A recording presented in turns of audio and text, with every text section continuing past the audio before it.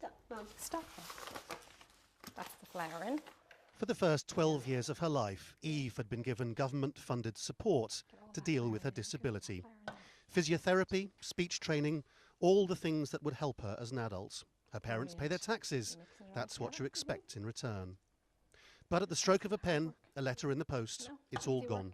Now Mum and Dad have to find the money, even if they have no idea how. It's thousands a year in services and medical bills that we would have to fund. If Eve is going to keep progressing at the rate that she did If Eve is going to, in the first 12 years of her life. Exactly. Otherwise, it comes down to a case of, well, what can we afford, and do we prioritise Eve's needs or do we prioritise our bill payments? And that's the base question. And that's an awful place to be in as a parent. Just a decade ago, Ireland had such ambitions. Yet now, people routinely say they feel flattened, defeated by the experience of the banking crash and the bailout that followed.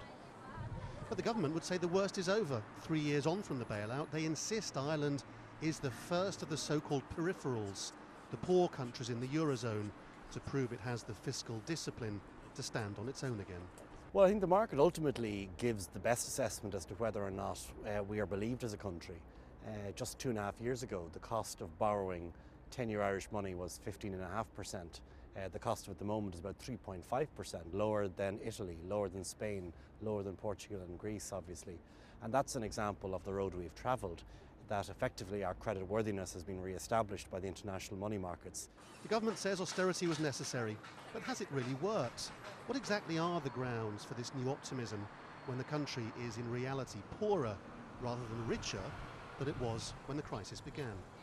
The journey that Ireland's been down during the last 5 years really tells a story of who's won and who's lost during the financial crisis.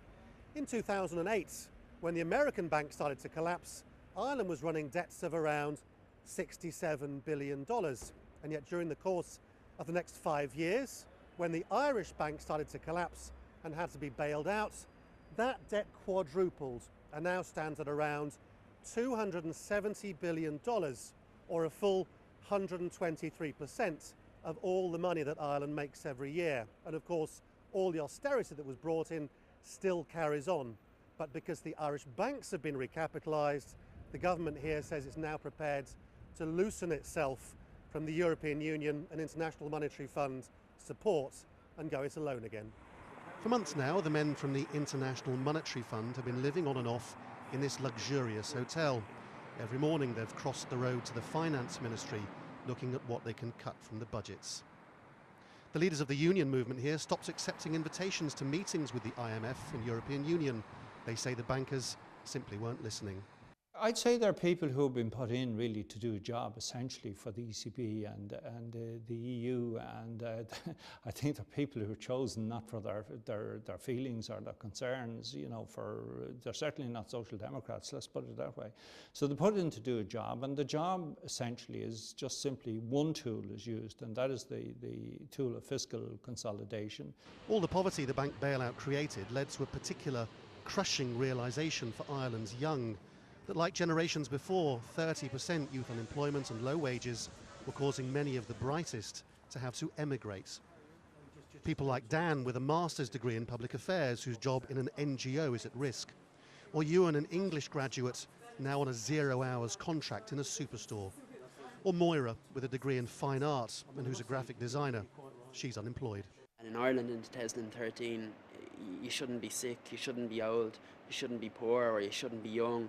People of this country have just taken so much austerity now that we're tired and hopeless. Everyone that goes will not come back. Joe, it's not, what's there to come back for people anymore? Joe? What's to encourage them to come back to a country who it's quite obvious that you're not really wanted around the place? Absolutely, the government is seeing young people as a safety valve. They can just get rid of us through emigration, but it is also true that not everyone can emigrate. It also costs money to emigrate, so a lot of young people will just be driven into poverty. So the financial recovery here, such as it is, begs the question of what kind of Eurozone Ireland has been so keen to support.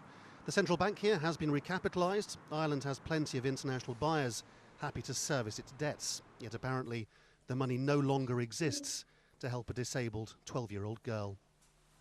Lawrence Lee for Counting the Cost in Ireland. The journey that Ireland's been down during the last 5 years really tells a story of who's won and who's lost during the financial crisis.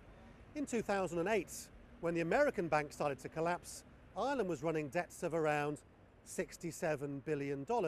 And yet during the course of the next 5 years, when the Irish bank started to collapse and had to be bailed out, that debt quadrupled and now stands at around $270 billion, or a full 123% of all the money that Ireland makes every year. And of course, all the austerity that was brought in still carries on. But because the Irish banks have been recapitalised, the government here says it's now prepared to loosen itself from the European Union and International Monetary Fund support and go it alone again.